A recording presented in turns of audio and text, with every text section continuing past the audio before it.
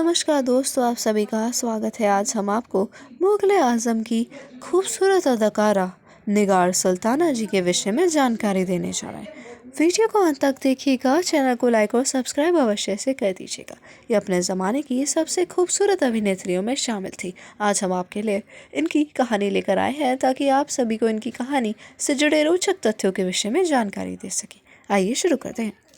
निगार सुल्ताना का जन्म 21 जून 1932 को हुआ था। ये एक भारतीय अभिनेत्री थी जिन्होंने हिंदी फिल्मों में काम किया। वे आग, पतंगा, शीश महल, मिर्ज़ा गालिब, यहूदी, दो कलियां में नजर आई, लेकिन उन्होंने सबसे ज़्यादा ऐतिहासिक महाकाव्य फिल्म मुग़ल आज़म में बहार बेगम की भूमिका निभाने के लिए याद किया जाता है उनको। वे फिल्म निर्माता के आसिफ की पत्नी थी। इनका जन्म हैदराबाद, भारत में हुआ था। वे 5 भाई बहनों के परिवार में सबसे छोटी बेटी थी। उनके 2 भाई और 2 बहनें और भी थी। उन्होंने अपना बचपन हैदराबाद में बिताया, जहाँ उनके पिता निज़ाम की स्टेट आर्मी में मेजर के पद पर कार्यरत थे। वे कुछ समय तक स्कूल गई और बाद में घर पर ही पढ़ाई जारी रखी।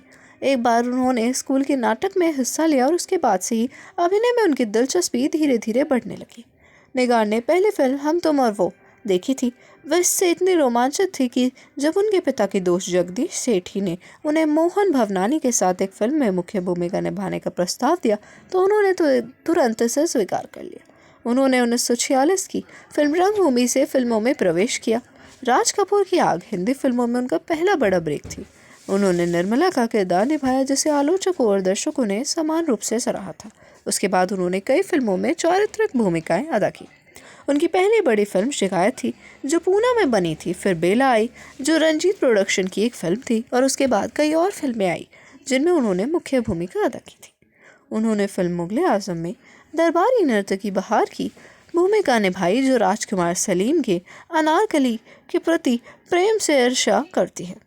तेरी महफिल में और जब रात हो ऐसी मतवाली गाने उन पर ही फिल्माए गए थे। उनकी अन्य फिल्में दारा और खैबर, पतंगा, दिल की बस्ती, शीश महल, खेल, दमन, तनख्वाह, दुर्गेश नंदनी और यहूदी उनकी प्रसिद्ध फिल्मों में से एक हैं।